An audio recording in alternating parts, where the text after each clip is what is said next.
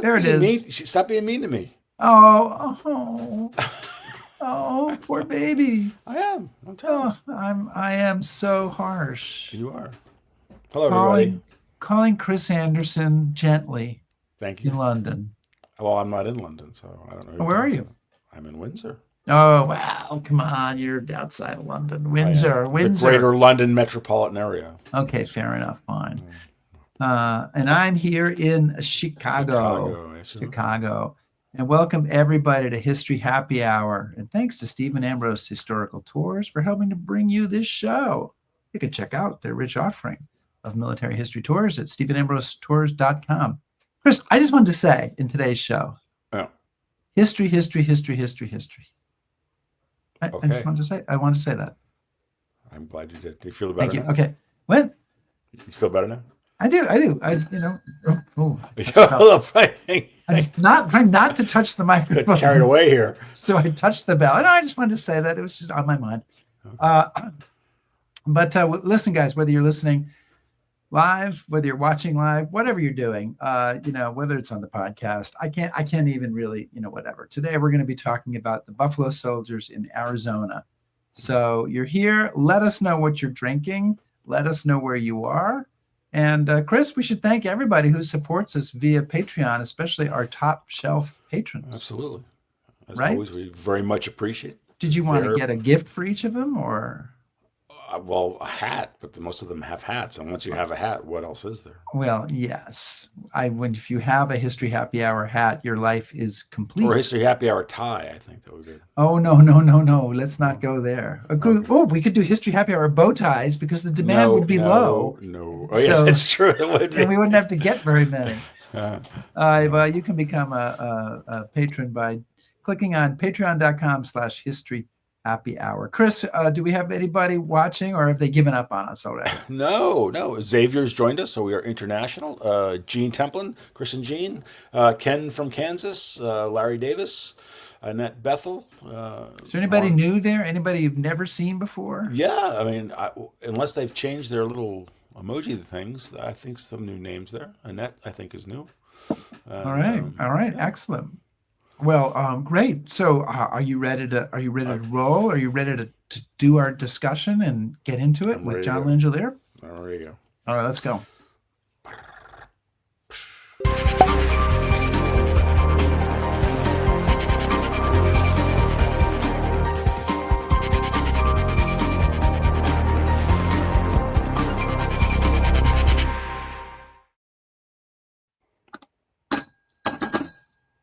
You are just getting carried away today. All right. The bar's open. That is. Thank you. What's on tap? So this week we're joined by our good friend John Langellier. John is a historian with more than 50 years of work with an emphasis on the U.S. Army on the frontier and the American West. He's the author of scores of articles and dozens of books and monographs, including More Work Than Glory, A History of the Buffalo Soldiers, 1866 to 1916, and Southern Arizona Military Outposts. He works regularly in motion pictures and TV productions, and in his spare times leads military history tours for some small company in New Orleans who you may have heard about. Most importantly, of course, he is an alum of History Happy Hour. And on a personal note, he is a dear friend of mine who more years ago than I care to remember was a mentor to a young historian at the National Guard and sort of got me started. So. And the book that we're talking about today is... give me a second. Okay, I'm just trying to get you there, man. The show's only got 56 minutes left. Rick, you're kind of being mean to me again. You already said we're talking about the Buffalo Soldiers, but we're talking about Buffalo Soldiers in Arizona, which is John's new book. Okay. We have a focus now, all right? Okay. Fine. I'll just sit here and be quiet for the rest of the show. Thank you. Yes. All right. John Langellier, welcome. John, just ignore him. Well, welcome to History Happy Hour. Did you bring a cocktail? Because you're damn well going to need one in this show. As a matter of fact, we just went from Laurel and Hardy to the Three Stooges. So this is a long 57 minutes. But yes, I brought a historical cocktail or libation for this particular topic because Buffalo soldiers spend much of their time on the border. So I have Casa de Dragones, which was the dragoon barracks from the 1810 revolution, where Allende and Father Hidalgo started the Mexican Revolution of that time period. This is an extraordinary bottle of tequila. There's just enough for Rick to have when he gets here. Chris cannot have any because this is very expensive and he drinks swill, so it doesn't matter. Pearls before swine. Pearls before swine. Well, salud. Salute. So you got something to drink? Are you Chris? Glenturret 12. Cheers. Beer. Okay, you know what? You always want to inspect.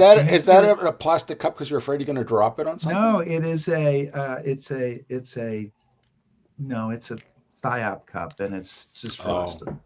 Oh, okay. All right, I can tell you that's not diabetes, so it's okay. So. Moving on. Yes. So, John, at the end of the book, you say that the 48th state deserves the title the traditional home of the Buffalo soldier. And we're going to get into the details of that in the show, obviously. But what leads you to make that claim? What is it about Arizona that kind of stands out for you, and why did you think it deserves a book? It deserves a book because somebody would actually publish it, which is very hard, as we all know. That's helpful. That's helpful.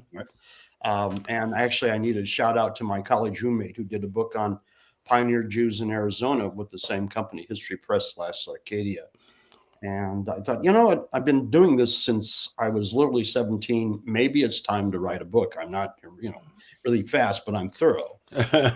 And so why I say that I consider it the traditional home.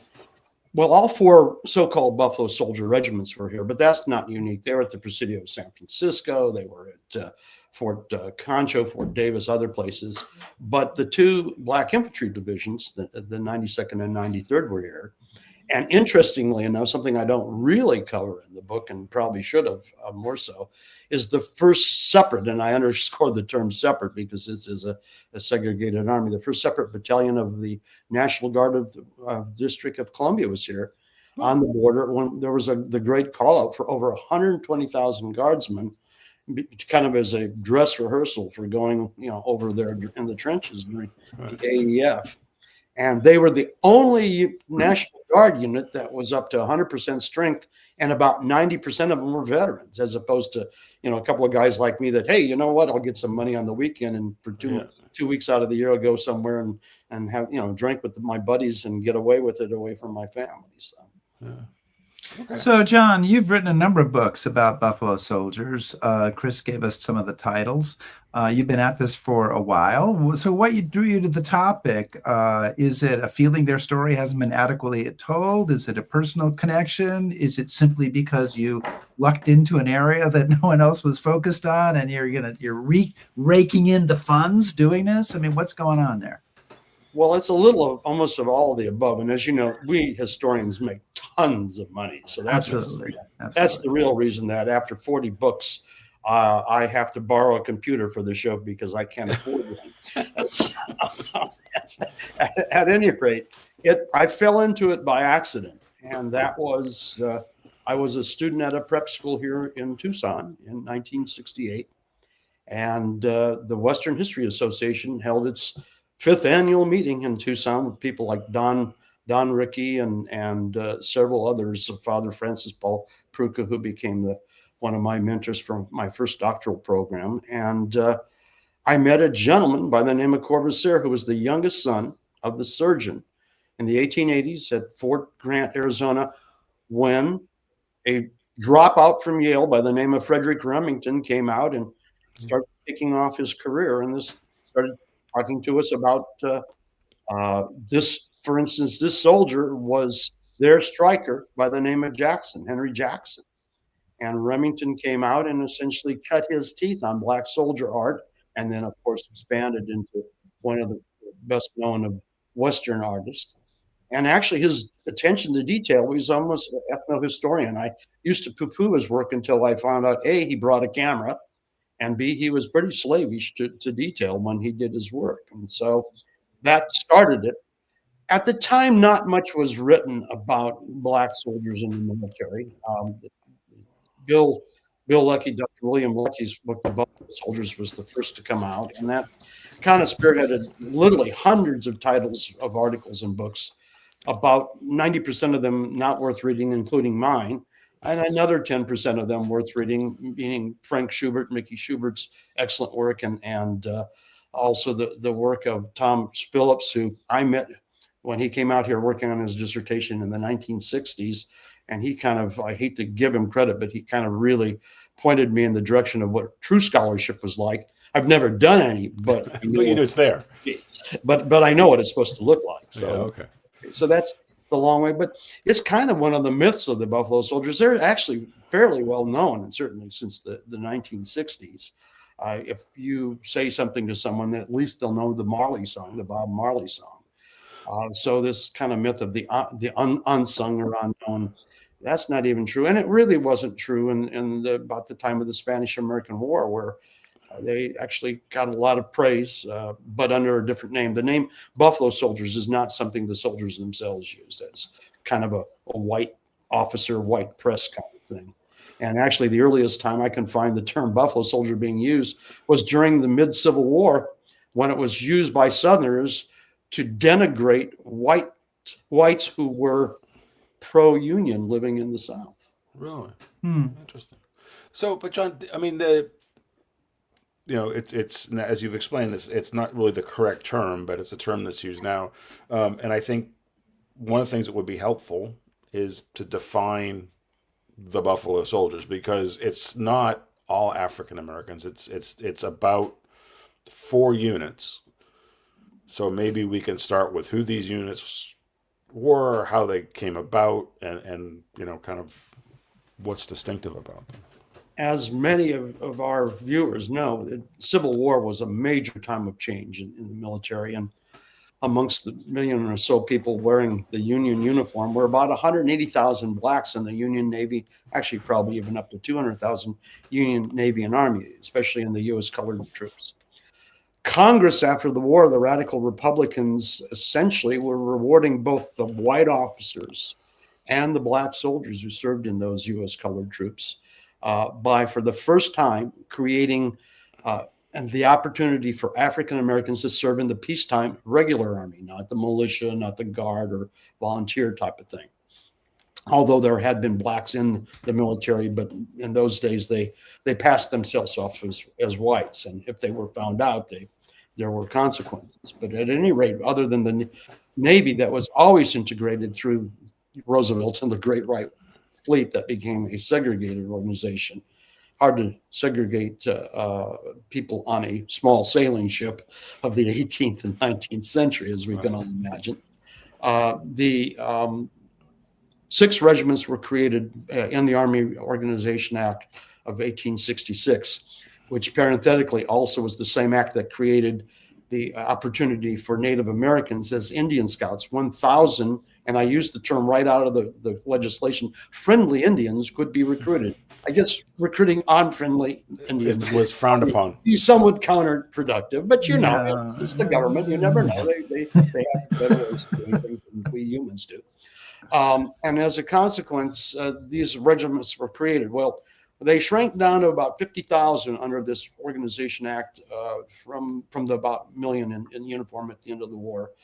And then Congress, in their infinite wisdom, thought that was too much. And so they cut the Army down to about 25,000. And at that time, in 1869, with the new Reorganization Act, which was still part of Reconstruction, they had 4 regiments, the 9th and 10th Cavalry, the horse soldiers, and the 24th and 25th Infantry that had been originally the 38th, 39th, 40th, and 41st Infantry, all consolidated. Of course, everybody's scrambling around because while the men don't get affected as much about it, there's only so many billets for officers. So these people are all trying to hold on to their commissions. And the commissions were rather interesting. Usually, there were 2 types of officers serving with the black soldiers and in general the post-Civil War Army initially. Your West Pointers coming out, the junior officers getting their second lieutenant commissions. And then your more senior officers all the way up to the regimental colonels and generals who were Civil War veterans. And oftentimes they took Civil War veterans who had served with the black troops and gave them the opportunity to command or hold commissions in the regular army after the war. And so there was a balance. And most of those fellows, you can imagine, were good Republicans who had supported the cause, not only in uniform, but were political people like Grierson, Benjamin Grierson. And so those were the officers. The officers initially were all white, and all the enlisted men were African American. And many of those, as Tom Phillips points out in his excellent book on the black regulars, many of those had served during the Civil War. So they weren't just guys who would, oh God, we have nothing else to do. We're Irish or German or whoever coming into Castle Island. We have a background. And it's a little bit better to serve in the military than to stay as a sharecropper in the South, where the Klan has been formed and Jim Crow is coming and lynching is a local pastime. Yep. Yep. So these units are all serving right on the border. I mean, the town names in your book come up: Douglas, Naco, Nogales. They're all right on the border. And of course, we have troops on the border today as well, but probably not for the same reason. So why is the U.S. maintaining troops down there? And I want to say these 4 regiments are not all there the whole time, but they're shifting in and out. Other units are shifting in and out. There's a big troop presence on the border. Is it to prevent the Mexicans from coming in 100 years ago, or is it to do something else? Well, number one, there is no border patrol, at this time, just as there's no National Park Service till 1916, and white and black soldiers are park rangers de facto for some periods of time, including black soldiers under Charles Young, one of the 3 black graduates of West Point of the 19th century. But the Mexican, actually, we see troops, whether they're white or black, starting on the border in the post-Civil War as Reconstruction forces, whether they be in the Carolinas or in Texas, but also in the 1860s, because as we know, Maximilian has stepped in the void and has become the appointed emperor of Mexico by his surrogates in France and elsewhere, Napoleon III and such. And so there's a great number of troops on the border, keeping the problems that are going on in the border from the 1860s forward. In the 60s, of course, it's Benito Juarez and the true revolution against the encroaching European powers under Maximilian. I consider the later period of time after Diaz, Porfirio Diaz, the longtime dictator of Mexico, finally steps down, then chaos sets into Mexico. And I consider it more not another Mexican revolution, but a Mexican Civil War. It's factions, everybody fighting to get their own white horse. And so we're protecting American interests, not only on the north side of the border, and the north side of the Rio Bravo, or the Rio Grande, as the U.S. will call it, but also our mining and other interests. We have huge interests, economic interests in Mexico. And so after the strongman steps down, we're worried about our interest on both sides of the border.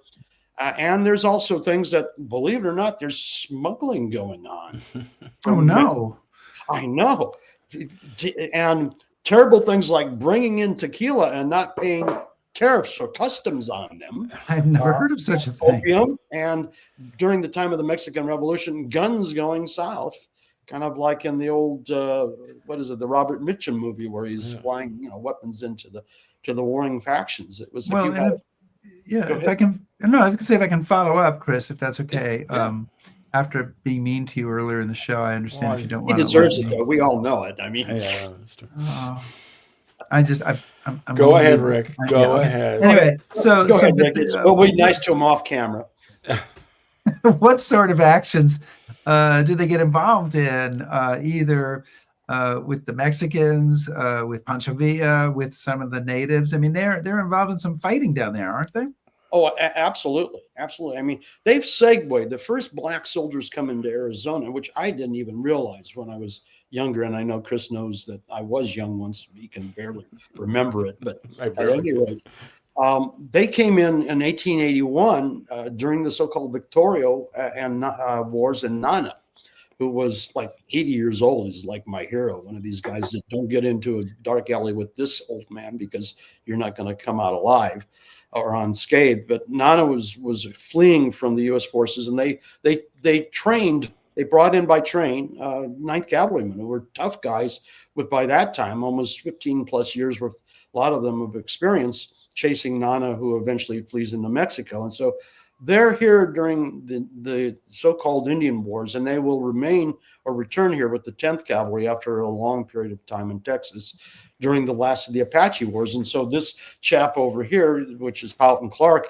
a New Orleans bred fellow whose father was a Confederate officer, became one of their champions and one of their heroes. He actually receives the Medal of Honor for saving during one of the firefights in Mexico of one of his soldiers, Corporal Scott. So there's a whole background of the so-called Apache Indian Wars in Arizona and the black soldiers here, as well as obviously again, facing the Comanche in Texas and elsewhere.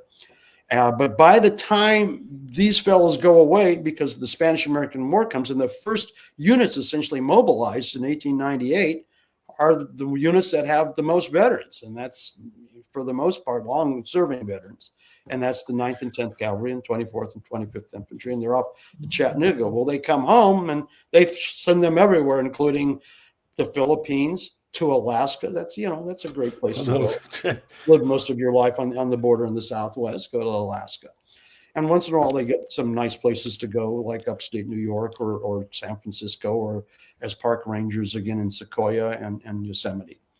But by the time they get here on the border, they pull the troops out of Cheyenne, Wyoming, the 9th Cavalry, to join the white units down here. And they begin to consolidate a lot of the regular Army units, particularly cavalry, on the border because of the fact that Villa and others are starting a revolution. And Naco, to finally get to your question, Naco is literally, if we went to Naco right now, you can stand and see the other side of the border right from where the camp was.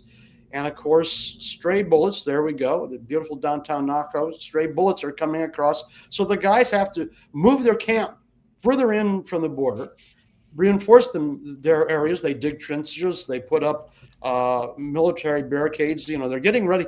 Basically, this becomes a dress rehearsal for World War I. Why I love this photograph and why I spent more money on it than I should have when I bought it was it's the Wells Fargo office.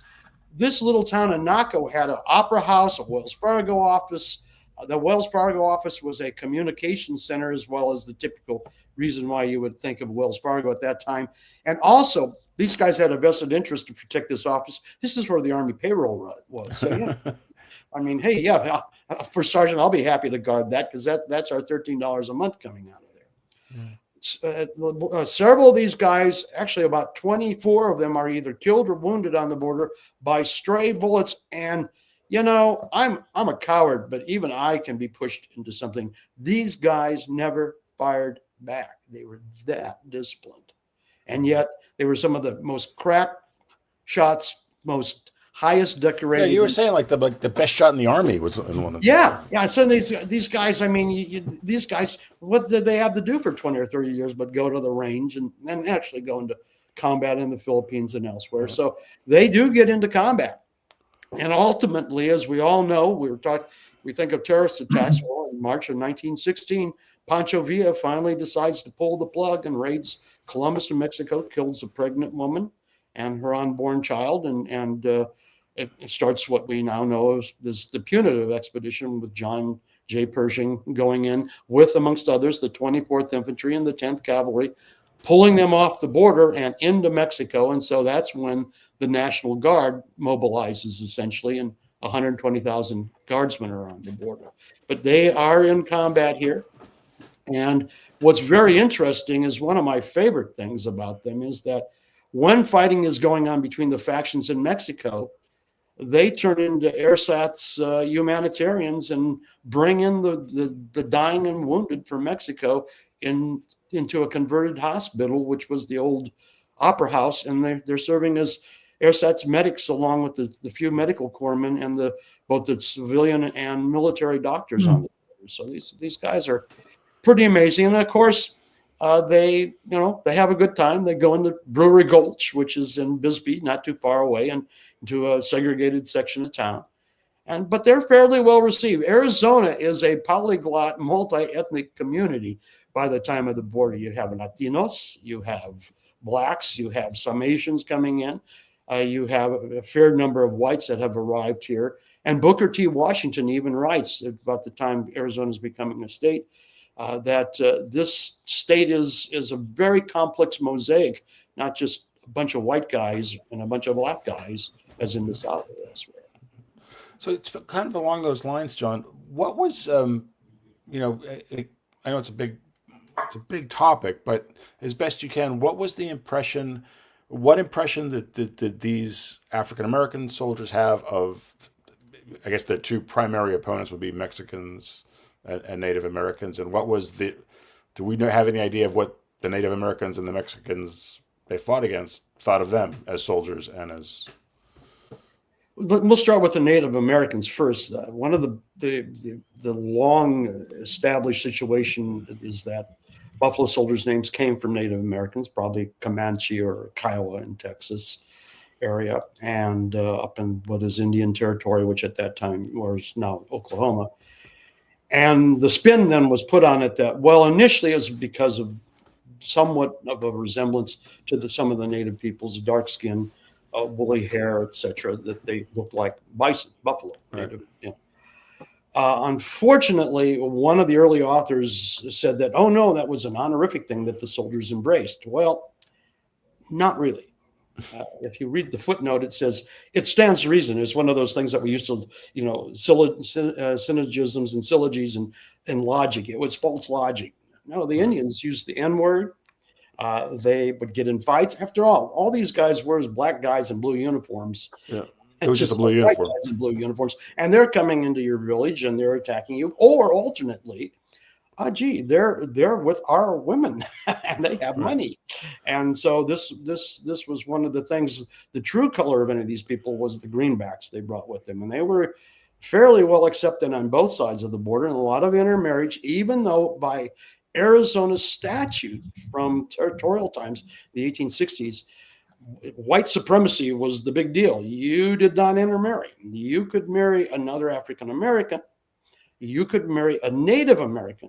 You might marry an Asian, but you cannot marry a white. And white, even though we, cast it aside once or twice, whichever way the wind blows, Latinos and Latinas were considered whites when it became convenient for the dominant Anglo population in Arizona. And so you were forbidden to marry within certain areas. And yet there are still many descendants today that married into the communities in Nogales, Arizona, and elsewhere. And actually every year during Black History Month, there's a celebration of the descendants of Black soldiers who married into the local communities. Mm-hmm. So there was a certain symbiotic relationship between at least the Latino community, not so much with the Native Americans. It varied, and if you believe some of the newspaper articles of the period when the first 10th Cavalry troops came into as permanent posting in Arizona, the Native Americans did not respect them. They weren't afraid of them. They considered them inferior fighters, which was wrong, and they would prove that case. But there was no love lost. It was a very complex situation. It wasn't the Rainbow Coalition that William Katz put in his Black Cowboys and stuff. A great book and all fun. And I knew Bill, and he was certainly a heck of a better writer than I am. But we have to be very careful to infuse thoughts of what we are today with what they were then. It was based on an individual basis. And I will say, I contend, going back to your earlier question, Chris, Arizona was a much better place as a home for a Black soldier than, say, Texas, where we have numerous incidents going back to Reconstruction. But let's face it, in Reconstruction, I don't care what color your skin was. If you were wearing a blue uniform in Texas in the 1860s, it was not a good place to be. This was not the best place, to get a free drink and a pat on the back and thank you for your service. Yeah. So it was a much better place to be. No, go ahead. It was not perfect. And by the time the troops get here, going back to Rick, to your question about when they're coming in during the Revolutionary period or the Mexican Civil War period, by that time, these guys weren't, they weren't taking any guff. They weren't former field hands who had gotten into the military and, were, doing whatever the new massa said, the white officers. These guys were boycotting Birth of a Nation. Yeah. They are not going to take nonsense, and you're not. And during the 1919, during the summer, the Red Summer, there was an incident here in Arizona, and actually in the Naco Bisbee area. And essentially it was created by a white police officer. And the officers of the black soldiers says, no, you're not punishing our guys. It wasn't their fault. These are our troops. We don't care what color they are. They're our soldiers, and you don't mess with U.S. soldiers. And the guy behind us here, this blue book on as a cavalryman, he transferred from the 7th Cavalry to the 10th Cavalry to be on the border with black soldiers because they were considered to be by the time of the early 20th century, some of the best guys. If you want to go into combat with guys who know what they're doing. Yeah. And he was told the first day he arrived by his squadron commander, hey, you don't have to, we're having a dance at the club tonight. You don't have to go and report into your unit and stuff. Your first sergeant runs that troop. You don't mess with your first sergeant. Let him do what he knows how to do. Yeah. So we talked about the relationship with Indians, natives, and Mexicans. What about the relationship between black soldiers and white civilians? I mean, there's a 40-plus year period before we even get to World War II where you've got these 4 regiments that are spending time there in these towns. And, you quote a lot of newspaper accounts that suggest, I mean, generally there are some issues, but generally a pretty positive relationship between white civilians and the black soldiers stationed along the border. And some of that, and in your answer, please reference the 9th Cavalry Band so I can throw in the photo you sent me of the 9th Cavalry Band. Okay? All right. It's funny that people, how you break down prejudices, you don't stereotype people. And Arizona, especially in some of these remote places, they could have contact in Douglas, Arizona, or Bisbee, or what have you. And the soldiers tended to be very respectful. I mean, these guys are nobody's fool. I mean, they're getting to the point of time where now the Army isn't just looking at soldiers saying if the Army wanted you to have a spouse, they'd issue you one. These guys are becoming married and having families. The influence of their chaplains are extraordinary. We could spend 2 programs on black chaplains and not even scratch the surface. Matter of fact, one of my personal heroes is the 24th Infantry's chaplain Helen Ellensworth. Amazing guy. Truly an up from slavery story that goes beyond belief. But having said that, most of the incidents, there are incidents. A guy will say, I'm not going to serve you in my restaurant. That's fine, but you're not going to see any of us in your restaurant. So, you don't like black, you won't get silver and green. And so they tended to have a positive kind of relationship. And frankly, as you saw from some of what the chances of having an issue tended to be another black soldier, where the instance of amicicide, getting into a fight with a fellow soldier or killing a fellow soldier was more likely than it was having the typical go out and get a rope and strange fruit hanging from a tree, a lynching in the South. So it was not perfect, but it was a better environment than they had virtually ever seen anywhere before. Their service, at least those long service years in New Mexico and particularly Texas and parts of Indian territory, and even the earlier stays in Kansas. So, and several would stay. As a matter of fact, by World War II and in post World War II, the black population swelled, as it did in many places where people went into work in the shipyards in San Francisco or whatever, in Arizona, because we had 2 full divisions here of black soldiers. They had two of their own newspapers, and they would come into town here in Tucson on R&R and what have you. And so it was a far better cry. It was not perfect, as it still isn't perfect. And also the officers, some of these officers really wanted to serve with black soldiers because it didn't affect their career adversely. Let's see, John J. Pershing didn't do too bad for himself, and several other officers, Spats, who became famous, and he was an officer initially with a black infantry regiment, and so officers' careers progressed just as well with a black unit as they did with a white unit. Again, they weren't perfect, and they had some officers who were really low lifes and racist, but they had a lot like Clark here, who literally would lay his life down for his troops and vice versa. You didn't mention the 9th Cavalry Band. I'm going to get to that, though. Don't worry. I've got a question. But Go ahead, Chris. No, Chris. I'll start with my question, and then we're going to get a question in from Larry Davis because he's asking a bunch, and Wally. So before we get to them, go for it.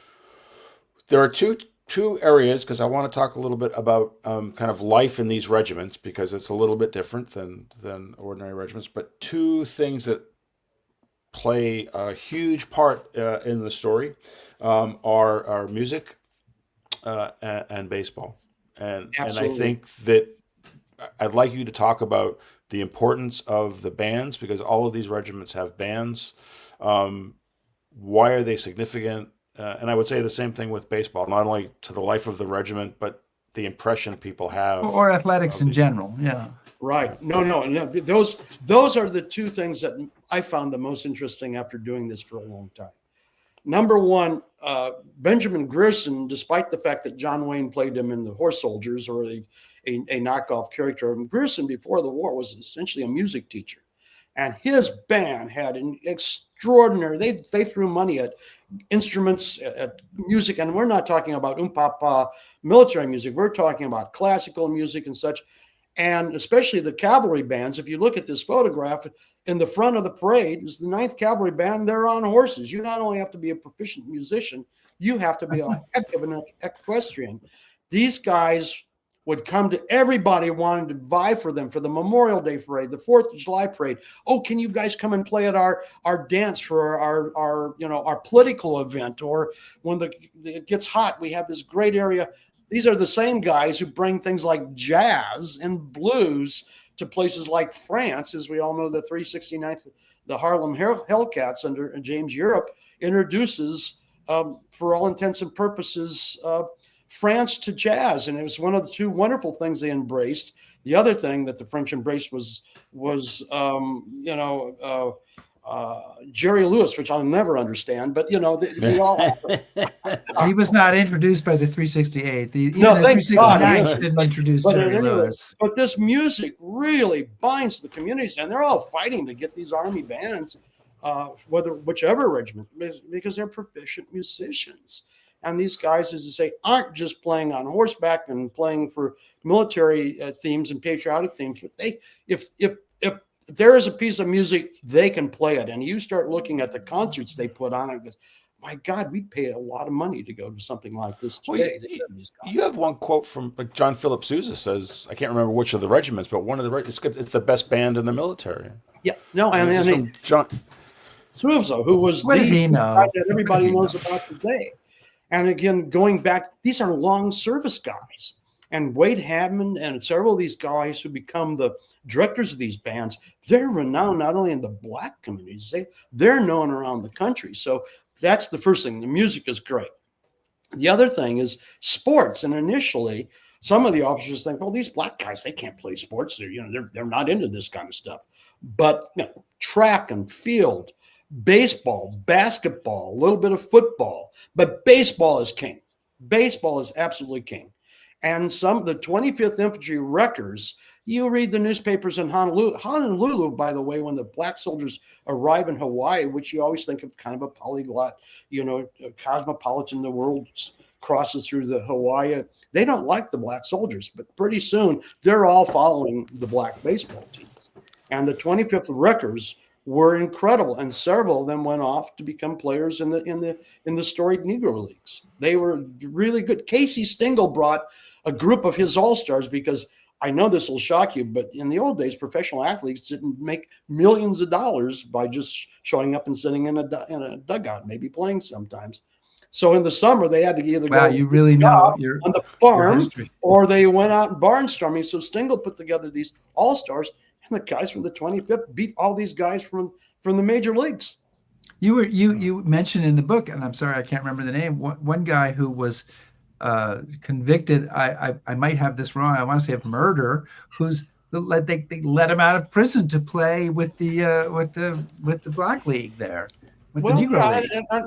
I think that's fair. I think that's fair. If you're good enough at baseball, why should you spend time? You won't get into trouble, because no one in professional sports ever gets in trouble. So we'll set you. No, it's absolutely true. And I find it absolutely fascinating. And I advocate this for not only YouTube, but everybody watching. They have in Kansas City, Missouri, this wonderful dual museum of the Negro League baseball on the right side, and on the left side you go in and there's this great jazz museum that has a little jazz joint and club, and kids on Thursday go in and who are 7 years old and never heard jazz, and now they're hearing jazz live and such with a group, and it's fantastic. You go, my God, a lot of these guys were out of the military. And they segued from their military because they could practice. And of course, we all remember kind of the great movie From Here to Eternity, where the baseball team is the big deal, that the company commander that Lancaster's first sergeant, he wants him on his boxing team, but it'd be the same thing as baseball team. And that was a big deal to the officers, to have the best team in the regiment or field the regimental team and beat the white regiments. And they played against all the local teams, the guys who are in the big mining companies. Every town had teams in those days. And so that was the way to cement these groups in many respects.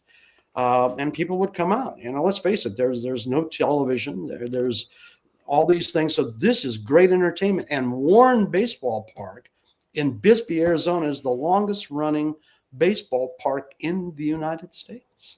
And these guys played there. So, can I bring in a question from a viewer? Yeah, I was going to say, I think maybe Larry's. I think Larry is definitely going to be buying the book, but he's got a lot of questions, so we're going to pick so one. we'll bring in a question from Larry Davis. Larry, don't buy the book; it's not worth it. But anyway. And I just clicked on it and it went away. But you were hoping I would. Okay. I don't know what the hell. How about the national park one? But no, I was going to say. This is actually not the question I was going to bring up, but Larry Davis says, was there a Buffalo soldiers presence in every state east of the Mississippi? Were there also Buffalo soldiers in the eastern part of the United States? That's different. I was going to bring up Wally Morrison's question, but Chris, you can bring that up. That's a great, like that one I can quickly. Very few black soldiers are stationed east of the Mississippi. That was part of the racism of the time. But they were stationed at Ethan Allen, in Vermont, which is the only state I've never been to, and virtually the only Buffalo soldier site I've never been to, and I have to correct that. And they transferred from there and came by boat around and in to come to Arizona from Vermont. They were also part of West Point. They were the equestrian, essentially instructors at West Point at one period of time, or began to be. And they were also in Virginia at Fort Myers. So, but those were very rare occasions. Almost every state and territory west of the Mississippi, including Hawaii and Alaska, particularly Alaska, as Brian Shulman in his fine book on Buffalo soldiers in Alaska has pointed out, they served almost in every state and territory west, but east, it was almost verboten. All right, so now, Wally, here's your moment. So Wally Morrison had several questions, but this is one we're going to ask. Wally would like to know, how black soldiers in Arizona feel about or react to the Houston, Texas race conflicts during World War I? That question is a really incredible question. Something you wouldn't have thought to even ask, Chris. But holy cow! Hey, I'm taking over for you. I know you can't do all that. I think we might be having some technical difficulty here. Okay, no. You can come back in. Someday, Chris will tell you how he used to savage me, and rightly so, about my bad scholarship. But anyway. Join the club, pal. But you paid me back, didn't you? You paid me back. but at any rate, we don't know a lot of the thoughts of the black soldiers, and that's frustrating as hell. I have probably more, quote, primary firsthand accounts from black soldiers from Arizona, and they will fill the fingers of one hand. They're very scarce, but I don't think they reacted all that negatively, both to the 1906 incident, which was, of course, Brownsville, which was really I use the term specifically, a whitewash. It was completely bogus for the most part. 1917, I think they would have had mixed emotions, but it would have been just like Booker T. Washington versus W.E.B. Du Bois. There are two perspectives or two camps at the very least with powerful leaders talking about why are we fighting in a war for colonialism and imperialism versus we need to fight to show what we've always done, that we're part of the nation. And someday, like Sergeant Rutledge says in the 1960s Hollywood movie by John Ford, someday this will come to roost and put us where we need to be as equals.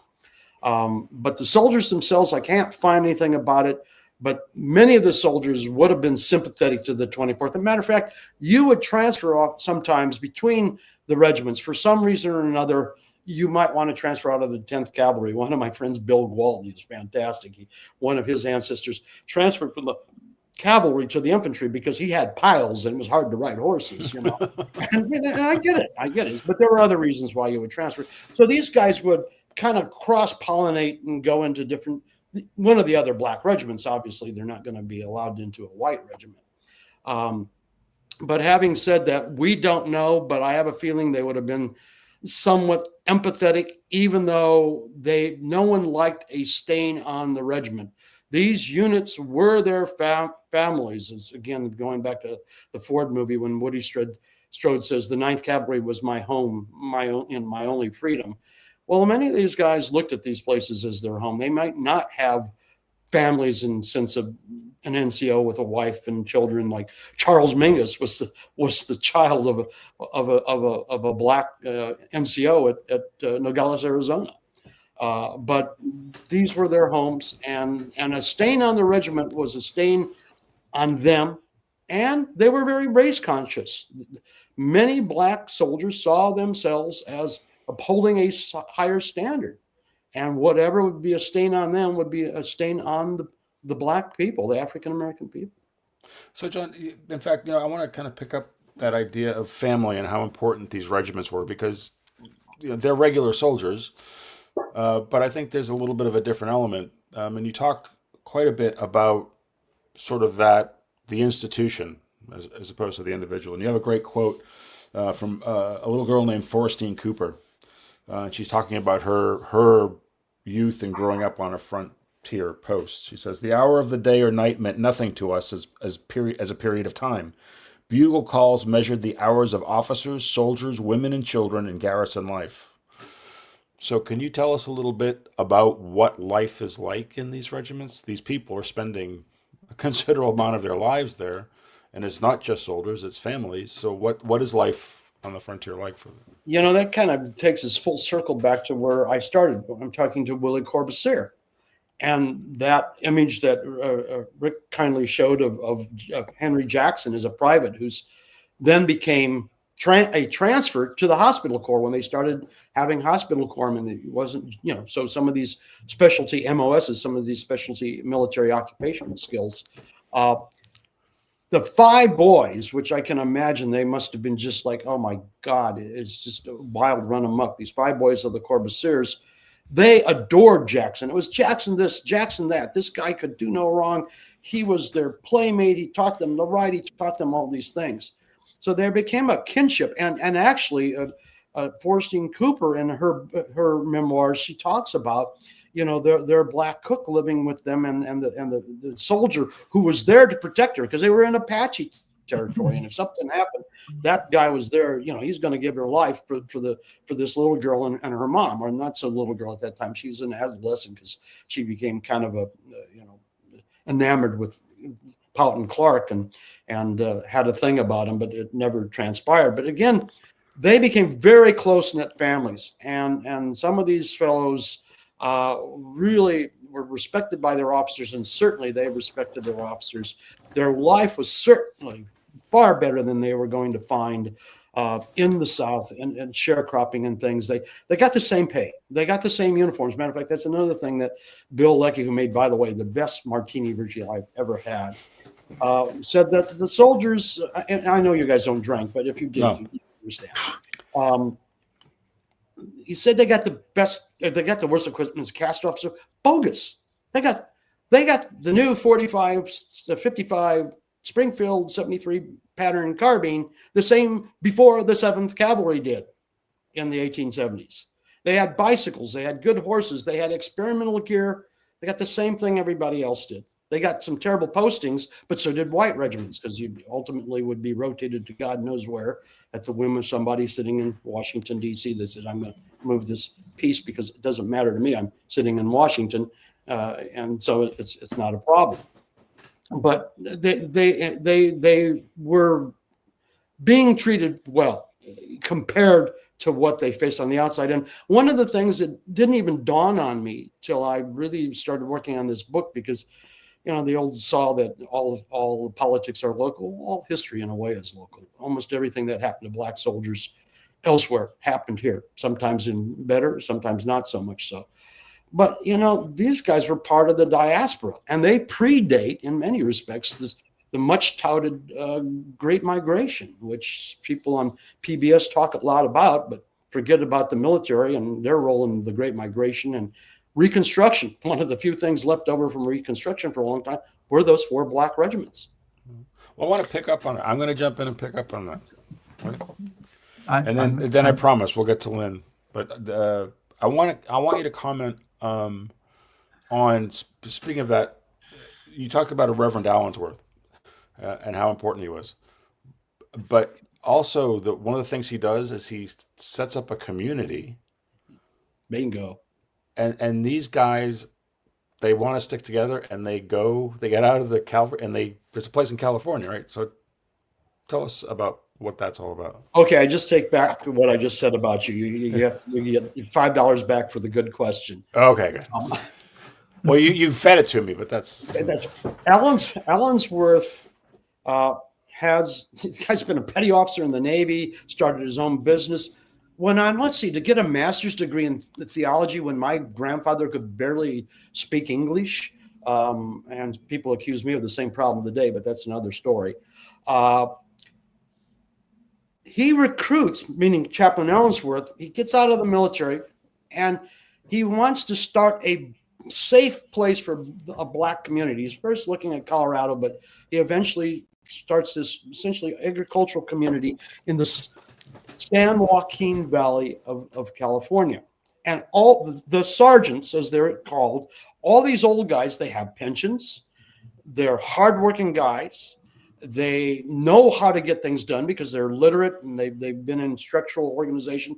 So they come out and they help Allensworth build this community with a school, a church, farmsteads, the whole 9 yards. And they drill because they're all old soldiers. So if the local crackers down the road decide nobody's going to mess with them. You know what? You don't want to do this. These guys are crack shots and you're crack pots. And so this isn't going to work. And so they start this community, which is now a state park in Allensworth. And I'm sadly to say one of the underserved state parks. Many people don't know about it outside of the Bakersfield area and such.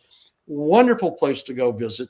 And Allensworth's chapel, because Allensworth was injured when he was serving with his regiment, which was the 24th in the Philippines, they rotated him back to the States to recover, and he would speak at AME churches and things in the Bay Area. He was stationed at Angel Island as a black chaplain in an all-white garrison, and the church is still there today. And if I had the kind of money that I'd like to have, that church would be restored to the nines, because that island is magic. If you guys ever go to San Francisco, let me know, and I'll take you on a tour of one of the most incredible historical spots in the United States, that not only for black history, but for our history of the military in the Trans-Pacific West.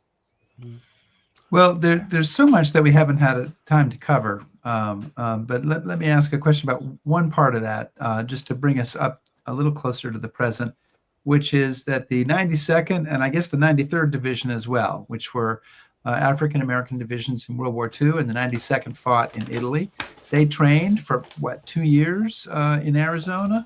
And so this is a huge influx of African-Americans to Arizona, because, I mean, the 4 regiments that were there, that was probably a few thousand people. These 2 divisions is, 30,000, whatever, some number like that. So how does it go for them? How are they received?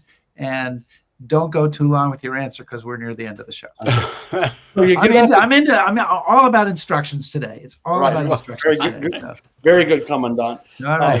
Quickly, you get off the train from New Jersey and you say, okay, I've been punished a lot by white guys, but this is terrible, but many of them stay. Some of them become involved in civil rights after the war. Many of the black WWIIs, we always hear about the great program you guys did on the postal units. They had some of the first black WWII officers and enlisted personnel here. So this is actually a pretty good place. And those who go to Italy find it was good training because of the environment, and they could do all the things they needed to do. So those units are some of them, like many people who are civilians who go into the defense industry or whatever, return to Arizona, become part of Phoenix, part of Tucson, part of the Sierra Vista community. And so it's an extraordinary story, one that's undertold and yet has been nicely done in a book by actually a monograph from the U.S. Army had done by a fellow by the name of Smith that covers that. And probably the only thing good I can say about my book is it has a good bibliography. And if you go to that bibliography, you'll find answers to these and a lot of other questions. Absolutely. And we didn't even get, go ahead, Chris. No. We didn't even get a chance to talk about Benjamin O. Davis or all sorts of other stuff. We've only. But if you have another question, I wouldn't stop. Well, no, we're going to kind of wrap it up the kind of the big one, and I know Larry's asked this as well, but kind of the big wrap up question: what's the legacy of these units, and particularly in Arizona, and how should they be remembered? How should we look back at this period of history? And I think the best answer to that is one that Frank Schubert always makes. This is not Black history, not military history. This is American history. This is the history of the border today. We could learn much about what's happening on the border today by looking back at what these soldiers did for us in the last century. And they were human, as our friend used to say, Rudyard Kipling, men in barracks are not plaster saints. But that's makes them the more interesting to me. And hopefully we'll be putting together some tours for Stephen Ambrose that will be Buffalo soldier oriented, and we can go ahead and all try good tequila and a couple of good meals along the way. Right. And you were talking about trying to get a whole Black military history tour, starting with starting up in New England and working your way down to the South. There's so much there. Yes, sir. So anyway, thank you so much. John Langellier, thank you for joining us today. John's the author of Buffalo Soldiers in Arizona, among 39 other books that I don't have time to mention. And John, we so appreciate you being with us here today on History Happy Hour. Thanks, sir. Thank you, gentlemen. Have a great weekend. Okay, thank you so much. See you soon. We're going to take you off the feed, but I'm into instructions, so stick around and we'll say goodbye to you off the air. Okay, there you go. Joe, oh my God, I'm big. But you can be big, Chris. We can do this. This is the way I think most people see the show. Is this? No. I'm in a mood today. I don't know what is up.